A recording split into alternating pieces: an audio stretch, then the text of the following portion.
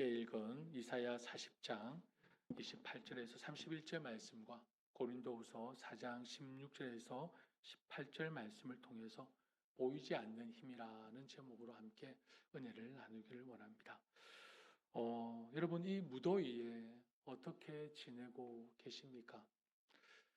너무 덥습니다. 며칠 그래도 좀 선선한 느낌이 있었는데 참 여름이 이렇게 더운 적이 있었나 싶을 정도로 너무 덥습니다. 이 한여름에 푹푹 찌는 날씨와 이 습한 공기가 우리의 몸과 마음을 짓누르는 것만 같습니다. 아침 일찍 일어나 출근하고 또 끊임없이 쏟아지는 업무와 스트레스에 시달리며 끝이 보이지 않는 집안일, 또 자녀들을 돌보는 일, 그런 책임감으로 하루하루를 버텨내고 있습니다. 마치 거대한 돌덩이를 밀어 올리는 것처럼 그렇게 느껴집니다. 혹시 지금 이 순간에도 여러분의 어깨가 천근만근 무겁고 마음 한구석에는 말로 설명하기 어려운 그 힘듦과 지침과 그 피로가 깊이 자리 잡고 있지는 않습니까? 우리가 느끼는 이 피로함은 아마 단순히 몸만 지친다, 힘들다라는 것만 의미하지는 않을 것입니다. 가슴 뛰던 열정이 식어가고 확신 찼던 그 믿음이 무뎌지고 흔들리고 그리고 밝고 환했던 그 소망이 점차 희미해지는 것을 경험합니다. 우리는 눈에 보이는 몸을 위해서는 영양제도 챙겨 먹고 맛있는 음식도 찾아 만들어 먹고 운동도 하지만 정작 눈에 보이지 않는 이 마음과 영혼의 피로는 우리가 쉽게 외면하거나 간과합니다. 우리 삶에는 눈에 보이지 않지만 분명히 존재하고 엄청난 영향력을 발휘하는 힘들이 있습니다. 파워들이 있습니다. 지금 이 예배당에 가득한 공기를 보십시오. 눈에 보이지 않습니다. 그러나 이 공기가 없으면 우리는 단 한순간도 살아갈 수 없습니다. 눈에 보이지 않지만 이 공기는 우리를 살게 하는 생명의 힘입니다. 그리고 사랑의 힘은 어떻습니까? 위대하지 않습니까? 지금 여러분이 함께 살고 있는 분을 떠올려 보십시오. 그리고 옆에 계시다면 옆에 한번 보십시오. 여러분의 위대한 사랑의 열매입니다. 아무 감흥이 없으시네요. 저는 좀 웃으실 줄 알았습니다. 여러분의 그 사랑의 위대한 열매들이라니까요. 전혀 감흥이 없으십니까? 이 무슨 반응이죠? 예상을 못했습니다. 놀랍고 신기하지 않습니까? 예. 설교를 다시 적어야 될 것 같습니다. 이거 우리가 반응이 없거나 이렇게 웃는 이유가 뭘까? 사랑했던 그 사람의 보이는 몸은 그대로입니다. 그죠? 성형을 하지 않는 한 그대로입니다. 다만 살이 좀 찌고 빠졌을 뿐이죠. 눈에 보이는 몸은 사실은 별로 변한 게 없습니다. 그런데 사랑해서 결혼했는데 그 사람이 변한 것 같습니다. 다른 사람 같습니다. 눈에 보이는 것은 변한 것이 없습니다. 뭡니까?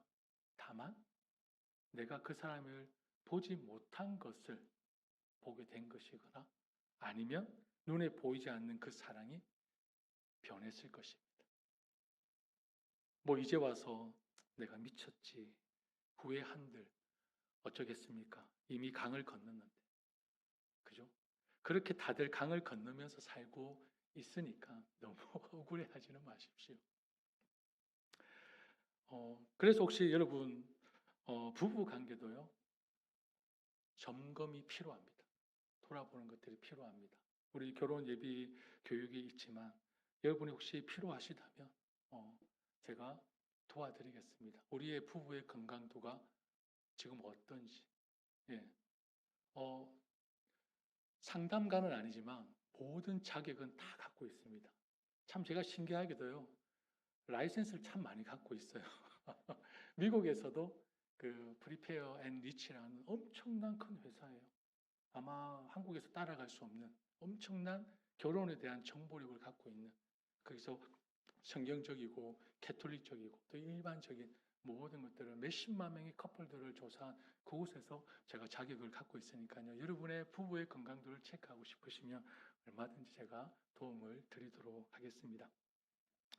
이처럼 사랑이라는 감정 역시 눈에 보이지 않지만 우리의 삶을 변화시키고 지탱하는 너무나도 큰 힘입니다. 오늘 함께 읽은 말씀은 우리에게 정말 중요한 비밀, 보이지 않는 놀라운 힘에 대해서 말씀하고 있습니다. 이사야 선지자는 바벨론 포로 생활로 지쳐있던 이스라엘 백성들에게 소망의 메시지를 전하고 있습니다. 소년이라도 피곤하며 곤비하며 장정이라도 넘어지며 쓰러지되, 함께 읽었던 말씀입니다.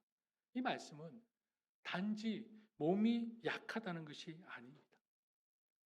이사야 40장은요, 바벨론 포로 생활로 지쳐있던 이스라엘 백성들에게 하나님의 위로와 구원을 선포하는 말씀입니다. 장입니다. 그들은 지금 상황에서 어떤 마음을 가졌을까요?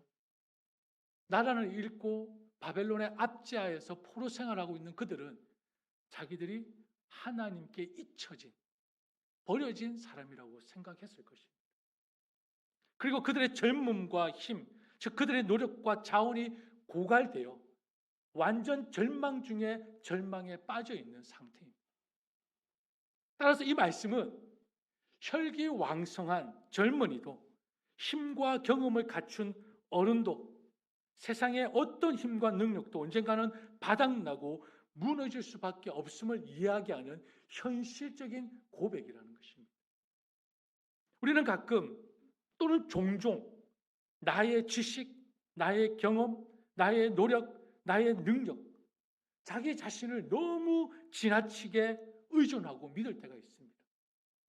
그러나 오늘 주부에 실린 것처럼 오시면서 주부 다 읽어보셨죠? 실패는 사실이다. 여기서 동의하지 않은 분이 있으십니까? 실패는 사실입니다. 누구도 지나갈 수 없는 실패는 사실입니다. 오늘 주부에 실린 그 글처럼 결국 인간은 누구나 실패라는 한계에 부딪히는 순간을 맞이할 수밖에 없다는 것입니다.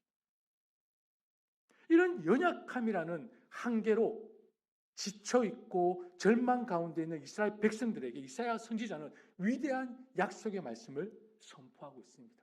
같이 한번 읽어볼까요? 오직 여호와를 앙망하는 자는 새 힘을 얻으리니 독수리가 날개치며 올라감 같을 것이요 다른 박질하여도 곤비하지 아니하겠고 걸어가도 피곤하지 아니하리로다. 아멘이십니까? 여기서 여호와를 앙망한다는 것은 제가 이 본문으로 설교한 적이 있습니다. 그러나 오늘은 고린도후서라는 다른 본문이 같이 함께 설교되어서 내용이 다르겠지만 이 앙망이라는 것은 단순히 하늘만 쳐다보고 가만히 기다리라는 것이 아닙니다. 이 앙망을 히브리어로 카바라고 합니다. 그 뜻은 기대하다, 소망하다, 끈기 있게 기다리다라는 의미를 가지고 있습니다. 하나님의 전능하신 능력과 신실하심을 온전히 믿고 오직 하나님께 모든 소망을 두는 적극적인 태도를 말하는 것입니다. 소극적인 것이 아닙니다. 당시 이스라엘 백성의 상황을 다시 한번 생각해 보십시오. 그들은 나라를 잃고 바벨론의 압제 아래에 있습니다. 자신들의 힘으로는 도저히 벗어날 수 없는 절망 중에 절망입니다. 이런 상황에 있는 이스라엘 백성들에게 앙망은, 카바는 수동적인 체념이 아니라는 것입니다. 될 대로 되라. 뭐 언젠가는 뭔가 바뀌겠지. 이런 마음이 아니라고. 체념이 아니라고. 나는 이제 아무것도 할 수 없으니 막연하게 그냥 뭐 기다리면 뭔가 어찌 되겠지. 반은 포기하고 반은 기대하는, 반신반의하는 그런 상태가 아니라는 것입니다. 오히려 악망은 비록 지금 눈에 보이는 현실은 암담하지만 하나님께서 반드시 우리를 구원하실 것을 믿고 그분의 약속을 붙들며 끈기 있게 인내하며 기다리겠다라는 적극적인 신뢰와 소망의 행위가 바로 악마, 카바라는 것입니다. 세상이 주는 에너지는 한계가 있고 쓰면 쓸수록 사라집니다. 하지만 하나님께 소망을 두는 사람은 무한하신 하나님의 능력으로부터 끊임없이 새로운 힘을 공급받는 것입니다. 이것은 비현실적인 믿음이 아닙니다. 세상은 결코 볼 수 없습니다. 하나님을 알지 못하는 사람은 이 힘을 어떻게 믿겠습니까? 비현실적이라고, 이상적이라고 생각하지 절대로 그 힘에 의존하지 않습니다. 그러나 우리는 압니다. 우리는 보았습니다. 우리는 만났습니다. 그 힘이 어떤 힘인지. 세상을 뛰어넘는 영적인 원리에 대한 깊은 깨달음입니다. 이사야 선지자는 육체적, 정신적 한계에 부딪힌 인간의 유한함과 그리고 무한하신 하나님의 능력을 대조하며 인간의 진정한 회복은 오직 하나님께만 있음을 강조하고 있습니다. 그리고 사도 바울은 고린도 교회 성도들에게 자신이 얼마나 많은 고난을 겪었는지 이야기하면서도 절대 낙심하지 않는다고 고백하고 있습니다. 오늘 함께 읽었던 말씀에서 오늘 고린도후서 4장 16절 말씀이죠. 같이 읽을까요? 그러므로 우리가 낙심하지 아니하노니 우리의 겉사람은 낡아지나 우리의 속사람은 날마다 새로워지는도다. 아멘이십니까? 여러분, 속사람은 날마다 새로워지고 계십니까? 겉사람은 낡아집니다. 붙잡을 수가 없습니다. 속사람은 새로워져야 합니다. 여러분, 이 말씀은요, 고린도후서 4장 전체 맥락 속에서 이해해야 합니다. 바울은 복음을 전하다가 수많은 어려움을 겪었습니다. 그는 이 고린도후서 4장 초반에서 자신이 질그릇과 같아서 연약하고 깨지기 쉬운 존재라고 고백합니다. 사도 바울은 복음을 전하며 수없이 고난을 겪었습니다. 매를 맞고, 굶주리고, 감옥에 갇히고, 그리고 배가 깨지는, 파산되는 그런 일을 겪었습니다. 그의 겉모습은 말 그대로 너덜너덜해질 지경이었습니다. 하지만 놀랍게도 바울은 바로 그 순간 속 사람은 날마다 새로워진다라고 당당히 고백하고 있습니다. 여러분, 여기서 그 사람은 어떤 사람입니까? 시간이 갈수록 약해지고 늙는 우리 몸과 세상의 어려움에 부딪혀 지치는 우리의 모든 외적인 부분을 의미하는 것입니다. 이 땅에 영원한 것은 없으니까. 반면에 속사람은 우리의 감정이나 마음을 넘어 우리 안에 계신 성령님께서 역사하시는 영적인 존재, 영적인 부분, 즉 하나님께서 만드신 우리의 가장 깊은 내면 안에 성령님이 함께 하신다는 것입니다. 이것이 바로 신앙의 역설, 패러닥스라고 하죠. 몸은 점점 약해져도 영혼은 오히려 더 강해집니다. 눈물이 마를 날이 없어도 믿음은 더욱 굳건해집니다. 상황이 나빠져도 우리의 소망은 더 선명하게 빛을 발합니다. 이게 신앙의 역설입니다. 여러분, 이런 기적 같은 일을 혹시 경험하고 계십니까? 왜 지금은 아멘이 없으세요? 여러분, 이런 기적 같은 일이 가능할까요? 가능합니까? 가능합니다. 우리의 힘과 노력으로는 안 됩니다. 반드시 눈에 보이지 않는 하나님의 영, 성령 하나님께서 우리 속사람 안에서 끊임없이 일하실 때 가능한 것입니다. 성령 하나님 우리 안에 역사하고 계심을 잊지 마십시오. 성령 하나님은 마치 우리가 매일 식사하고 숨 쉬면서 육체, 몸이 유지되듯이 우리의 속사람을 매일매일 공급하시고 자라게 하시기를 원하시는 분이십니다. 우리가 연약함을 느끼고 세상의 힘이 바닥날 때 바로 그때가 하나님의 영이 우리의 삶에 개입하시고 충만하게 채우시는 축복의 통로가 열리는 순간임을 잊지 마십시오.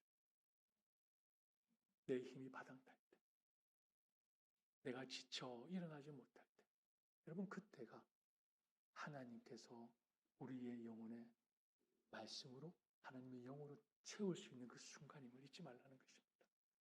여러분 기억하십시오. 여러분이 붙잡고 있는 보이는 것들은 언젠가 반드시 사라집니다. 반드시 사라집니다. 반드시 사라집니다. 그러나 눈에 보이지 않는 하나님의 영은 우리를 영원한 생명과 능력으로 이끄십니다. 여러분이 지금 사용하고 있는 스마트폰을 한번 생각해 보십시오. 혹시 여러분 스마트폰 얼마 주고 사셨습니까? 혹시 몇십 불 주고 사신 분 있으십니까? 아마 몇백 불, 많게는 1,000불 넘게도 주고 사셨을 것입니다. 그리고 노예 계약을 하셨죠. 그죠? 노예 계약. 그 스마트폰이 뭐라고? 작게는 2년, 길게는 3년을 여러분 노예 계약을 하셨을 것입니다. 그죠? 단지 그 기기가 좋아서 그렇게 많은 돈을 주고 사셨고 노예 계약을 하셨습니까? 아니죠. 그 기계 자체가 너무 예쁘다. 너무 디자인이 멋지네? 그런 마음으로, 물론 그런 마음이 조금은 있을 수는 있겠죠. 그죠? 기계 자체를 원해서 스마트폰을 구입하신 분은 아마 없을 것입니다. 스마트폰을 구입한 본질적인 이유는 무엇입니까? 눈에 보이지 않는 힘 때문입니다. 눈에 보이지 않는 힘 때문. 전기와 무선 인터넷, 그리고 수천 마일 떨어진 가족들과 연결하는 그죠? 그 전파. 아무리 최신 스마트폰이라도 전기나 와이파이가 없이는 가치가 없습니다. 여러분 스마트폰이 없을 때 여러분 불안감을 느껴보신 적이 있으십니까? 있으십니까? 그 기계 자체가 잃어버려서 불안하신 겁니까? 그 기계 자체가 가지고 있는 힘 때문에 불안하신 겁니까? 그죠? 기계 자체 때문에 뭐 돈 있는 분들은 하나 더 사시면 되고 아니면 뭐 다른 헌거 쓰시면 되니까요. 그죠? 그 스마트폰이 없어져서 불안한 것은 스마트폰 그 자체가 아니라 스마트폰이 가지고 있는 힘. 그죠? 그것 때문에 불안하신 거 아닙니까? 불안하신 적 있으시죠? 그죠?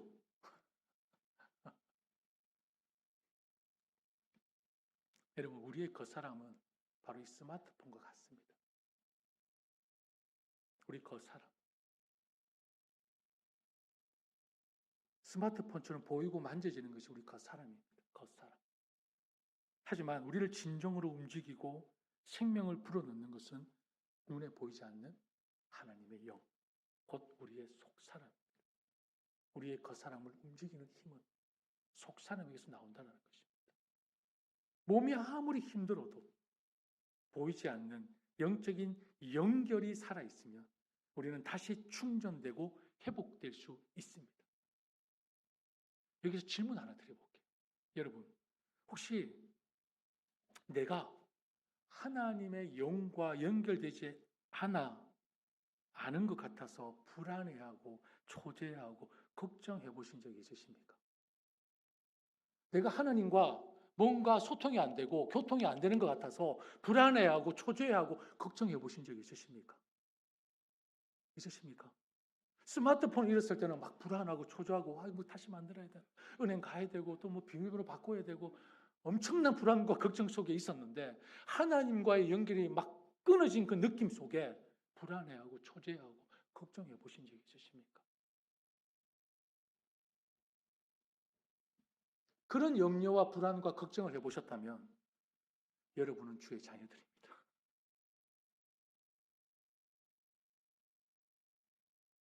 왜요? 더 이상 우리는 육에 속한 사람들이 아니라 하늘에 속한 하나님의 백성입니다. 하나님과 연결되지 않은 그 불안과 초조함과 긴장감이 있다면 그는 여러분 안에 성령이 역사하고 있다는 것입니다.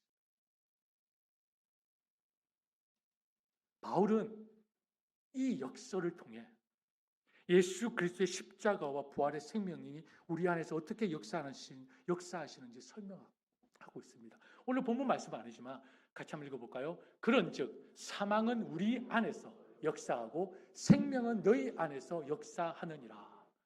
이게 무슨 말일까요? 사망은 우리 안에서 역사하고 생명은 너희 안에서 역사합니다. 이게 무슨 말일까요? 사도 바울이 고백한 말씀입니다. 바울이 고난 속에서 연약해지고 낡아지는 것, 그죠? 몸이 연약해지고 낡아지는 것, 즉 사망이 그 안에서 역사하는 고통을 감수할 때, 거기서 혼자 머무는 것이 아니라 그 고통을 감수해서 복음을 전하며 복음을 듣는 고린도 교회 성도들에게는 생명은 너희 안에서 역사한다. 생명의 바로 뭐죠? 생명이 싹트고 있다라는 것입니다. 이 역설입니다. 이것은 가장 대표적인 사건이 뭡니까? 십자가 사건.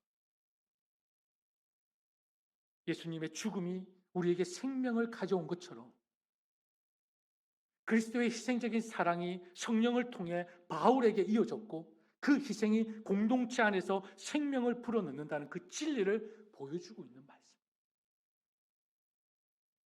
자, 그럼 또 적용해 봅시다. 우리 자신에게 한번 물어보시죠. 자, 자신에게. 나, 현웅아, 너는 지금 겪고 있는 그 힘듦과 지침과 고통과 어려움, 누군가를 살리는 생명의 통로가 되고 있니? 아니면 그저 너 혼자 홀로 고통하는 시간만으로 머물고 있니? 다시 한번 물어볼까요? 자신에게 한번 물어보십시오. 나 현우가 지금 네가 겪고 있는 그 고통과 어려움과 아픔, 누군가를 살리는 통로가 되고 있니? 아니면 너 혼자 홀로 아파하는 그 시간만을 갖고 있니?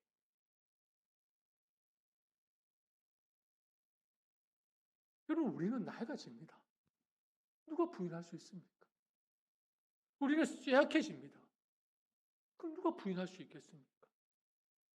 우리의 쇠약함이, 우리의 약해짐이 단순히 끝이 아니라 예수님처럼, 바울처럼 누군가의 새로운 시작이 되는 삶을 여러분 살고 계시냐는 것입니다. 나의 고난과 희생이 나 자신만을 위한 것이 아니라 다른 사람의 영적인 성장과 회복을 위한 아름다운 걸음이 되는 삶, 땅에 떨어져서 누군가의 생명을 싹트게 하는 삶, 그런 의미 있는 삶을 살고 있냐라는 것입니다. 사랑하는 성도 여러분, 오늘 우리는 보이지 않는 힘을 붙들어야 합니다. 그저 막연하게 믿는 것이 아니라 구체적으로 실천해야 합니다. 어떻게 해야 할까요? 어떻게 해야 보이지 않는 힘을 붙들 수 있을까요? 제가 방법을 3가지를 알려드릴게요. 뭐 절대적인 것은 아니지만 잠시 멈추십시오. 여러분, 잠시 멈추십시오. 잠시 멈추려면요, 뭐가 필요한지 아십니까? 용기가 필요합니다. 바쁘고 지칠 때 괜찮아, 나는 괜찮아, 난 넘어지지 않아, 난 쓰러지지 않아, 나는 괜찮아, 스스로를 다그치지 말고 잠시 멈춰서서 주님 앞에서 솔직히 고백하시라는 것입니다. 하나님, 저 정말 힘들고 지쳤습니다. 제 힘으로는 더 이상 버틸 수가 없습니다. 여러분, 이 고백이 나약해 보이십니까? 나약함의 증거가 아닙니다. 하나님의 도우심을 구하는 가장 용기 있는 믿음의 행위입니다. 나약한 게 아니라고요. 지금 내가 지쳐 있다는 것은 능력이 없어서 절망해야 하는 순간이 아니라 우리의 연약함과 한계를 인정할 때 하나님의 능력이 부어지고 채워지는 공급의 기회라는 것을 잊지 마세요, 여러분. 왜 혼자 힘으로 다 하려고 하십니까? 그리고 여러분, 남들을 신경 쓰고 남들을 챙기고 돌보면 너무 좋습니다. 그러나 자신이 건강해야죠. 잠시 멈춰서서 자기를 돌아보십시오. 그리고 두 번째로 의도적으로 intentionally 주님을 앙망하십시오. 의도적으로라도. 이는 단순히 그냥 체념한 듯 기다리라는 것이 아닙니다. 성경 말씀을 묵상하고 기도하는 시간을 따로 떼어놓는 적극적인 노력을 하라는 것입니다. 의도적으로. 매일 아침 출근길 커피 한 잔을 마시는 시간에 여러분 잠시 눈을 감고 여러분 이렇게 기도하십시오. 주님, 오늘 제 삶의 주인이 되어 주십시오. 주님, 오늘 저의 삶의 주인이 되어 주십시오. 여러분 얼마나 스트레스를 많이 받습니까? 남편 때문에, 아내 때문에, 자녀들 때문에, 일 때문에, 관계 때문에. 얼마든지 우리를 넘어뜨리게 할 수 있는 유혹들은 죄송합니다. 천지백갈입니다.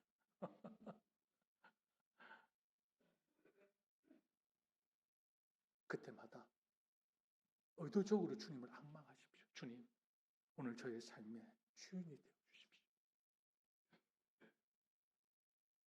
그 작은 시간이 여러분의 낡아지는 겉사람을 붙들고 속사람을 새롭게 하는 보이지 않는 힘의 통로가 되게 할 것입니다.